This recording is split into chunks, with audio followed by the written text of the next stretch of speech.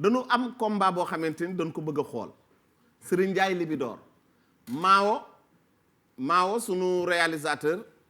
ñu ñëw ci Moustapha Gueye mu ñëwal ñu ci jël bu njëkk bi yaakaar naa ne Serigne Ndiaye bu Faas ak Libidor ñoo ko bëri woon stade Iba Mar Diop mu doonoon combat boo xamee combat bu neex la comme ça bu nu paree ñu dellu siwaat parce que Alaaji Papa Niang joxeegul xalaatam ci MMA te MMA ñooñu ñu fi wax léegi xaalis bi ñu fi dugal mais ban njariñ la leen amal fii loolu yëpp war jar na laaj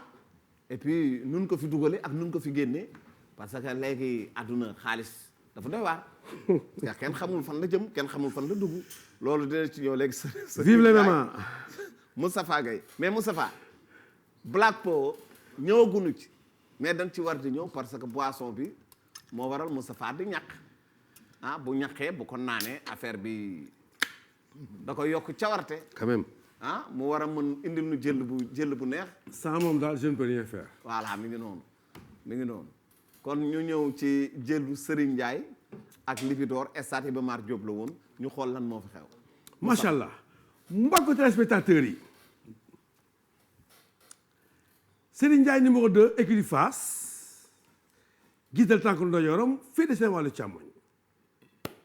Libidor écurie Yara Kayar nekkoon écurie Grand Yoff mbooloo dellu dëkkam ca Kayar seen wàllu ndeyjoor jiital tànk càmmoñam tànku ndeyjoor ak tànk càmmoñ ñooy bëree ñoom maanaam booy seet la kon seen ñaari tànk yi day fóonante lamb ju réyoon neexoon lool wax dëgg yàlla ñu dem Mao Cissé alors ku njëkk a jël initiative kan la Serigne Ndiaye numéro 2 un pas en avant commencé mettre la pression son adversaire bi Libidor sentir ne ça va pas mu def un pas en arrière génn pour nekkaat ci maanaam géej gi nga xamante ne ci lay sentir ne mi ci combat bi Serigne Ndiaye 2 toujours patient très sérieux ci combat bi Bécaye Mbaye ñaari mbër yu miinante yàgg bëri seen biir ci bëri simple tey ñooy ki dóor bi ku ubbi yoon bi ndeyjoor càmmuñ ko pambe day jafe nag pour mu dal pour mu dem ba tey Libidor nekkul ci combat bi parce que tout simplement Serigne Ndiaye mi ngi koy sëkkatal di ko avance ci kawam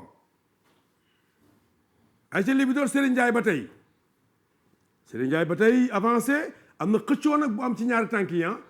kii jiital tànk càmm jiital tànk ndeyjoor ku ne bëgg ëmb sa morom ndax dañuy jàngale très souvent salaamaaleykum Serigne Ndiaye numéro 2 ubbi yoon bi lii la ñuy wax ubbi yoon sànni direct du droit petite erreur sensei loxo càmm bi fi mu nekk sori na il devait être devant lui mu nekk en garde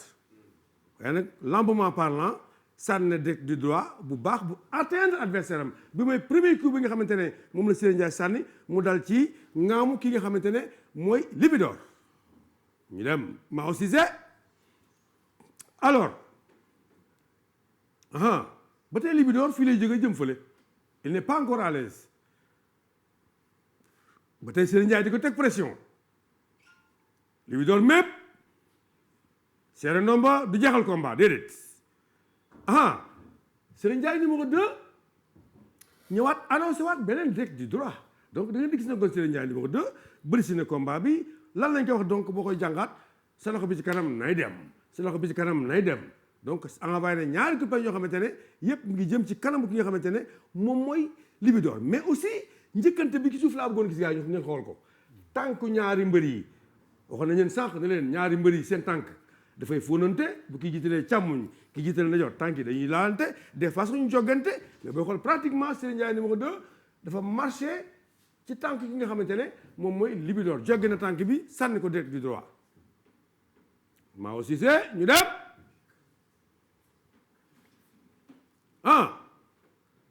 Libidor ne pas tout nekkatu ba léegi nekkul à l'aise mi ngi seet fu mu féexagul léegi Libidor taxaw na nag fu mu ne nii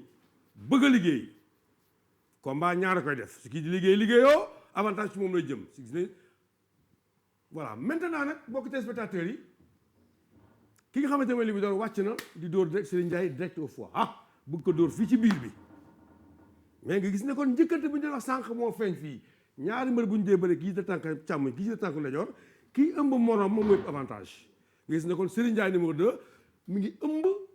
tànk ki nga xamante ne mooy Libidor c'est important ëmb tànk boobu ki sa tànk nekk si biir c'est avantage néew na ki tànkam nekk si biti très souvent moo ëpp avantage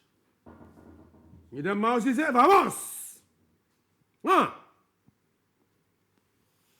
ayca Libidor inquiet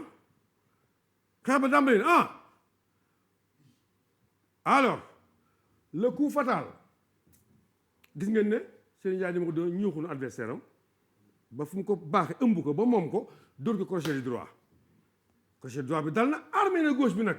ay bu gauche bi demoon malheureusement yóbbu ko donc fii ngeen xool moom moo ko téléspectateurs yi kii di Serigne Ndiaye numéro 2 dóor na adversaire bi crochet droit ak poids du corps bi mu amoon yëpp ëmb na tànk bi ci ginnaaw avantage yëpp actuellement Serigne Ndiaye 2 moo ko am tànk bi mu waroon ëmb na ko dóor na ko crochet du droit fan lañ jëm ak crochet droit bi nga xamante ne moom la Serigne Ndiaye dóor ki nga xamante ne mooy Libidor ci tempe ñu dem tempe je dis bien tempe fii moo la ñuy wax tempe jël na coup bi liis na jaru ko woon jaru ko waaw kon dóor baa ngi jël ralenti aca